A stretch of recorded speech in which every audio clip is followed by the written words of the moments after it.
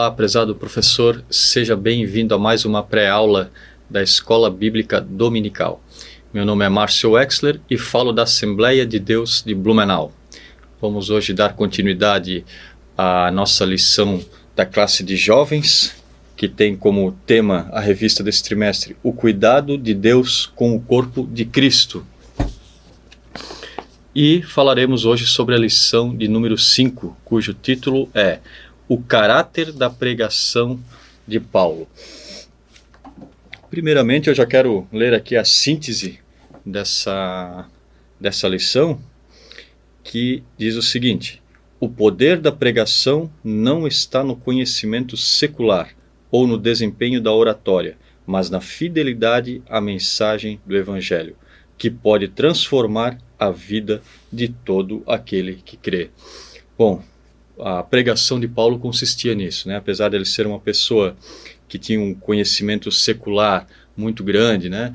E também um ótimo desempenho na oratória, né? Ele era muito bom na retórica, mas ele não confiava nisso para transmitir a mensagem da cruz, o Evangelho, né? Mas sim confiava no poder de Deus, na revelação por meio do Espírito Santo. É isso que veremos em suma ao longo dessa lição. Veremos então, né, que Paulo estava comprometido com a mensagem do Evangelho e ele fazia isso de uma forma simples e direta, ainda que tivesse uma ótima formação educacional, religiosa e ministerial. E aí, para começarmos então a aula, né, que tem a ver também com esse tópico, com o primeiro tópico, nós vamos falar um pouco sobre essa formação dele, né, tanto a religiosa como a ministerial e a educacional.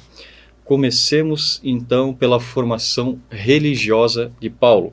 Gostaria de estar lendo para vocês um trecho da primeira carta aos Filipenses, capítulo 3, versículos 5 e 6, que diz assim: Paulo estava falando: circuncidado ao 8º dia, da linhagem de Israel, da tribo de Benjamim, hebreu dos hebreus, segundo a lei fui fariseu, segundo o zelo, perseguidor da igreja, segundo a justiça que há na lei, irrepreensível. Bom, podemos perceber aqui pela fala de Paulo, né, que ele era de uma linhagem puramente judaica. A expressão hebreu dos hebreus quer dizer que ele era um filho judeu, né, nascido de pais judeus. E dessa forma ele recebeu então uma instrução religiosa, né, uma instrução na religião judaica, né, já na sua casa e também, né, nas sinagogas, né, a partir das sinagogas, né. Ele enfatiza que ele não era um judeu convertido ao judaísmo, mas sim nascido judeu, né. Isso ele deixa bem claro quando ele diz, né, circuncidado ainda bebê, né. Ali ele fala circuncidado ao 8º dia. E mais do que isso, ele também registra que ele era nascido na mais tradicional das tribos judaicas, Benjamim, em cujas fronteiras ficava a cidade de Jerusalém. Portanto, Paulo era um verdadeiro e digno hebreu, no sangue, no idioma, na cultura, enfim, no seu estilo de vida. E assim sendo, então, recebeu a devida formação religiosa, né? A qual ele levou muito a sério, conforme podemos observar ali no versículo quando ele diz, né? E segundo a justiça que há na lei, ele mesmo se dizia irrepreensível. Além disso, vale mencionar também que ele foi aluno do mestre Gamaliel, o Gamaliel, ele era um membro do Sinédrio e um dos mais respeitados mestres de Jerusalém. Essa informação está registrada no capítulo de Atos, no livro de Atos, capítulo 22, versículo 3. Vamos passar agora a falar um pouco então da formação educacional de Paulo. Bom, como já vimos antes, Paulo era um judeu de nascimento. No entanto, ele era um judeu da diáspora, e isso significa que ele não nasceu ali no território onde era Israel, né? Mas sim, ele nasceu na cidade de Tarso, que fica no país hoje, né? Hoje é a Turquia. E dessa forma, ele recebeu também uma educação helenista, né, em uma escola grega. Podemos ler agora aqui na lição, no primeiro tópico, no item 2, em que o comentarista fala um pouco sobre a cidade, né? Ele diz assim: Tarso era uma cidade importante e tinha uma das 3 maiores universidades do mundo na época. Dela saíram vários filósofos da escola estoica e manteve a tradição retórica até o século II depois de Cristo. Percebemos então que Tarso era uma cidade que valorizava a formação educacional e acadêmica. Paulo viveu isso, né? Ele foi ensinado nessa cultura. Aliás, há registros na Bíblia em que Paulo faz uso de citações de grandes pensadores gregos, como Epimênides, Arato e Menandro. Não vou ler aqui esses trechos, mas vou deixar registrado, se você quiser dar uma olhada e passar isso para os seus alunos, né? Algumas citações que ele faz está lá em Atos, capítulo 17, versículo 28, também em 1 Coríntios, capítulo 15, versículo 30, e Tito, capítulo 1, versículo 12. Com isso, né, com essas citações que Paulo faz, isso mostra assim, que Paulo também levou muito a sério a sua educação, a sua formação educacional e acadêmica. Bom, vamos para o próximo ponto, então, falar um pouco também sobre a formação ministerial de Paulo. Quero começar lendo um trecho aqui da lição, que está lá no tópico 1 e no item 1. No final do item 1, o comentarista diz assim: com todo o seu conhecimento intelectual e religioso, o apóstolo teve a experiência mais profunda com Deus no caminho para Damasco. Ali teve um encontro com Jesus Cristo e conheceu verdadeiramente o Deus que ele pensava conhecer. Bom, nesse encontro, então, sabemos que Paulo teve um encontro com Cristo, né?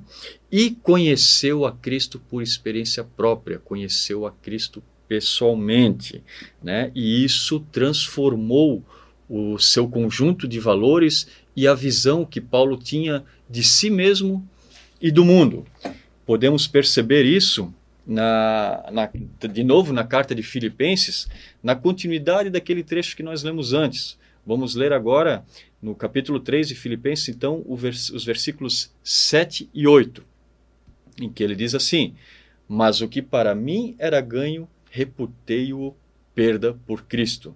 E, na verdade, tenho também por perda todas as coisas, pela excelência do conhecimento de Cristo Jesus, meu Senhor, pela qual sofri a perda de todas estas coisas e as considero como esterco, para que possa ganhar a Cristo. Então, ali no versículo 7, né, ele fala: mas o que para mim era ganho, reputei-o perda. Em outras traduções fala, né, o que para mim era lucro, né, eu tenho como prejuízo.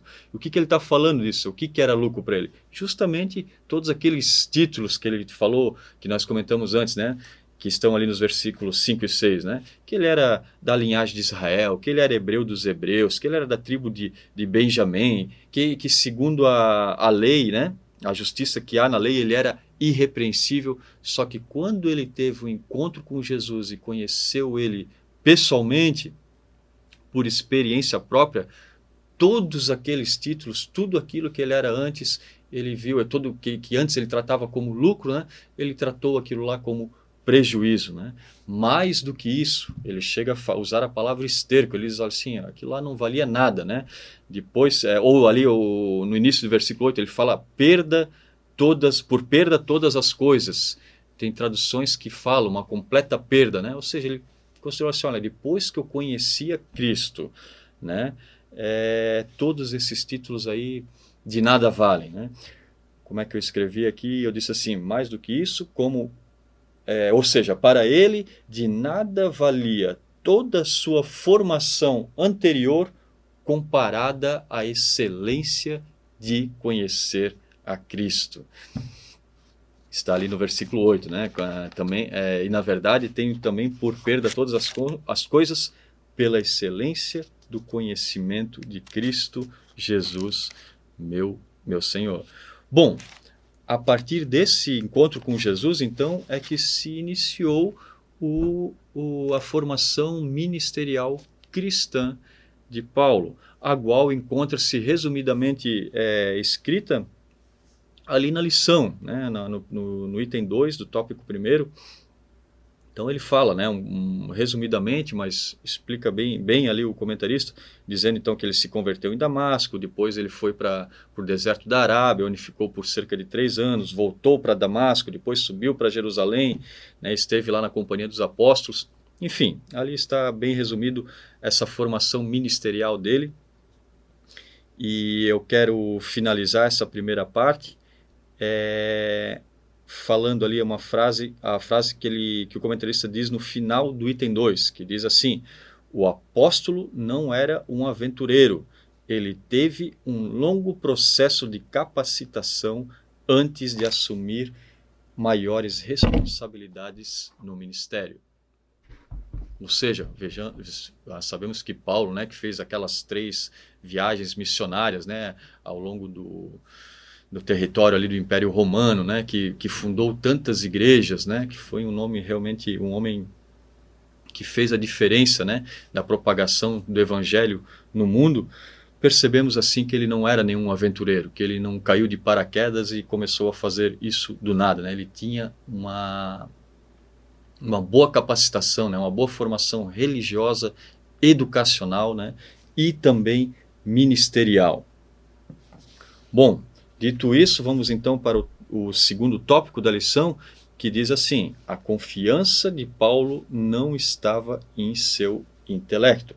Quero já começar lendo um trecho da lição que diz ali, nos tópicos segundo, no item 1. Ele diz assim: com toda a sua experiência intelectual e ministerial, o apóstolo dos gentios reconhecia sua dependência de Deus. Um pouco mais adiante, no item 2, o apóstolo relembra que não estava preocupado em demonstrar que era forte ou dono de si. Mais adiante, fazendo questão de não ser venerado pela sua sabedoria, mas apontando para o poder de Deus. Então, apesar de Paulo ter tido uma ótima formação, né, acadêmica, ministerial, religiosa, ele ainda assim sabia que isso não valia muito, né? Depois do encontro com Jesus, ele começou a perceber isso e ele depositava completamente a sua confiança em Deus. Essa questão de que Paulo, né, fazendo questão de não ser venerado, que fala na lição, né, pela sua própria sabedoria, mas apontando para o poder de Deus, nós já falamos sobre isso na lição 3, quando conversamos sobre a divisão na igreja, né? Então Paulo, ele não se vangloriava quando alguns diziam que eu sou de Paulo, outros diziam eu sou de Apolo, né? Não, Paulo não se vangloriava disso. Pelo contrário, né, ele exortou os coríntios duramente, né, e fez com que eles focassem não em quem estava pregando a mensagem, no caso ele, né, mas sim no poder de Deus. É isso que ele fala aqui também na lição, né? Logo adiante, ainda no item 2, ele diz assim: a fé de seus ouvintes não deveria ser construída sobre o alicerce da sabedoria ou poder de homem, mas sobre a sabedoria e o poder de Deus. Paulo destacava isso, valorizava, né, que a fé dos seus ouvintes, ela deveria ter como base a sabedoria de Deus, o poder de Deus. Bom, vamos adiante então. Vamos ao terceiro tópico, que tem como tema tudo o que precisamos saber para recebermos a salvação. Quero ler alguns trechos aqui, já do item 1 desse tópico, desse terceiro tópico, que diz o seguinte, logo no início ali: o poder de Deus para a salvação da humanidade não é uma mensagem secreta. Mais adiante o comentarista fala: No entanto, nem todas as pessoas conseguem compreender o processo da encarnação e ressurreição de Jesus, que garante a nossa salvação. Nós percebemos que esses textos que acabamos de ler aqui tem tudo a ver com aquilo que está escrito em 1 Coríntios capítulo 1, versículo 18, que diz assim: porque a palavra da cruz é loucura para os que perecem, mas para nós que somos salvos é o poder de Deus. Nós já falamos sobre esse assunto na lição 1, até sugiro para você, professor, caso não tenha visto, que você veja esse vídeo da lição 1, pode ser a partir do minuto 13, que vai estar falando especificamente sobre essa questão, né, da mensagem da cruz, que é loucura para alguns, mas é o poder de Deus para outros, né? Voltando então aqui a esses dois textos que eu tinha lido aqui da revista, né? Primeiro, que o comentarista diz assim, olha, não é uma mensagem secreta, né? E de fato, a mensagem da cruz, ela não é secreta, muito pelo contrário, ela está escancarada na Bíblia, né? O Antigo Testamento apontava para a vinda do Messias, né? Apontava para essa mensagem da salvação por meio do Messias, por meio da cruz. E o Novo Testamento, né? No Novo Testamento é que essa mensagem foi claramente revelada. Quem lê o Novo Testamento, né, não tem dúvidas, né, de que Jesus Cristo é o Messias e que é por meio dele que nós somos salvos, né? Quem é salvo, né? Aquele que crê na mensagem da cruz, aquele que crê que ele é o Filho de Deus, né? Que se despiu de sua glória, veio aqui na terra, morreu, mas ressuscitou, e todos nós que cremos nisso, né, temos acesso à salvação. Bom, falei antes ali, é só você ler. Não é bem assim também. Falei errado, já me corrijo. Por quê? Vamos agora para o segundo ponto do texto, que o comentarista diz assim, olha, apesar de não ser uma mensagem secreta, no entanto, né, nem todas as pessoas conseguem compreender. E isso também é verdade, né? A mensagem não é secreta, mas nem todas as pessoas conseguem compreender. E por que isso, né? Já vimos antes, inclusive ali naquele vídeo da lição 1 também, nós falamos sobre isso, né? Que para muitas pessoas essa mensagem é uma loucura. E por que então isso, né? Porque algumas pessoas entendem claramente e já para outras pessoas é pura loucura. Quero ler então o finalzinho ali do item 1, em que vai ter essa resposta. O comentarista diz assim, só o Espírito Santo pode regenerar o coração do homem natural e fazê-lo compreender e aceitar a mensagem da cruz. Então vamos voltar agora para o texto bíblico, que é ali 1 Coríntios, capítulo 2, de 1 a 13, né? E falar então um pouco sobre a sabedoria de Deus, né? Os versículos 6 a 8 mostram, né? Falam sobre o desejo de Deus em nos revelar a sabedoria dele. Isso dizia respeito à nossa salvação por meio da mensagem da cruz. O versículo 9, versículo muito conhecido, né, que diz, mas como está escrito, as coisas que o olho não viu e o ouvido não ouviu e não subiram ao coração do homem, são as que Deus preparou para os que o amam. Ali é o coração, tem algumas versões que falam que nenhuma mente imaginou, né? Diferentemente do que algumas pessoas pensam que esse versículo fala sobre as maravilhas do céu. Não, ela está nesse contexto aqui justamente falando sobre a sabedoria divina, sobre a sabedoria dele que ele quer nos revelar, né? E o que ele está querendo dizer esse versículo? Que a verdade de Deus, ela não pode ser descoberta por olhos ou por ouvidos, né? Ou seja, não pode ser descoberto por meio de evidências empíricas, né? Não por meio de experimentação ou por meio de observação.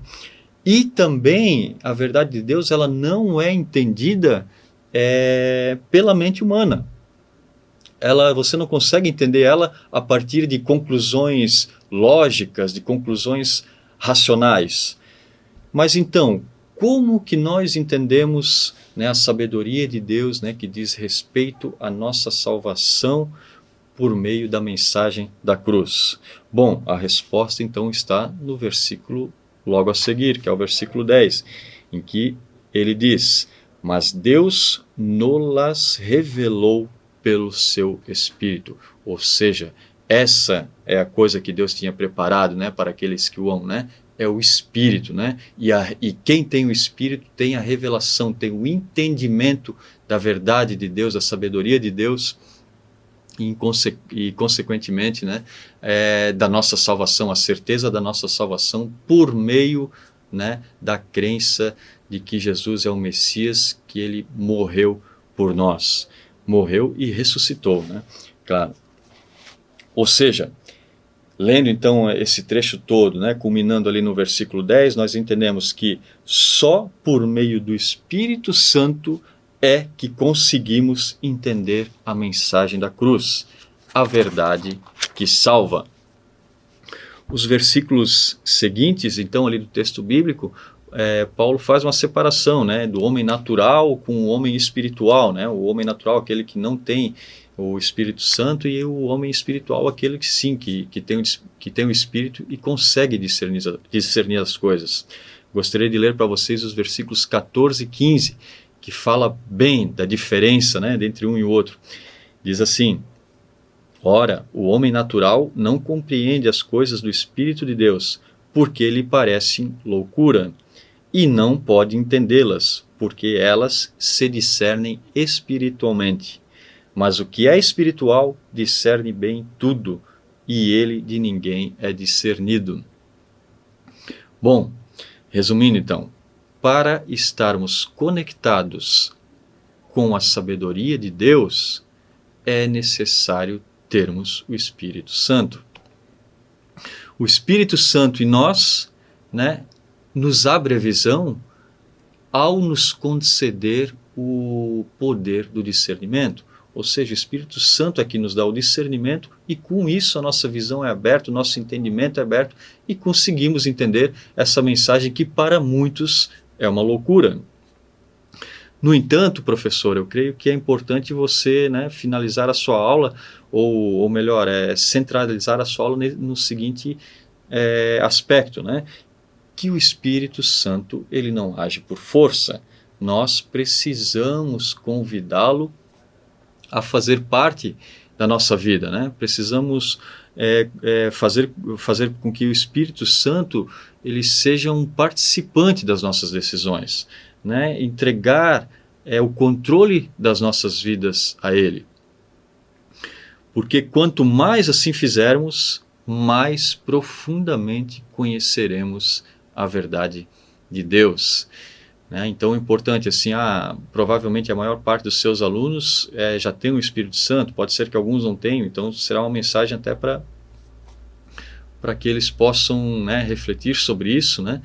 E não somente o ter nesse momento, né, mas o manter o Espírito Santo conosco, né? Isso exige um esforço, exige um esforço que eu digo relativamente à questão espiritual, né? A busca por ele, né? Está, como eu coloquei aqui, né?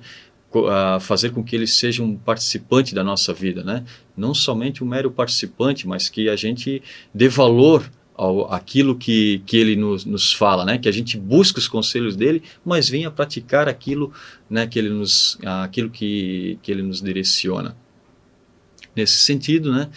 Então, fazendo assim, teremos o Espírito Santo conosco constantemente, e dessa forma cada vez mais conheceremos da verdade de Deus, né? E teremos a convicção cada vez mais profunda de que essa mensagem não é loucura, muito pelo contrário, né? É o poder de Deus, né, que nos salva, né? Que somente isso pode nos salvar, que nos liberta e que fará com que nós herdaremos, né, a vida eterna. E não só isso, né? Aqui na terra também, né, Jesus falou sobre isso, né, que tenhamos uma vida abundante já aqui nesse momento, na nossa jornada aqui na terra. Dessa forma eu termino a minha contribuição dessa lição de hoje. Desejo a você, professor, que tenha uma excelente aula e que Deus o abençoe grandemente. Um grande abraço, até a próxima.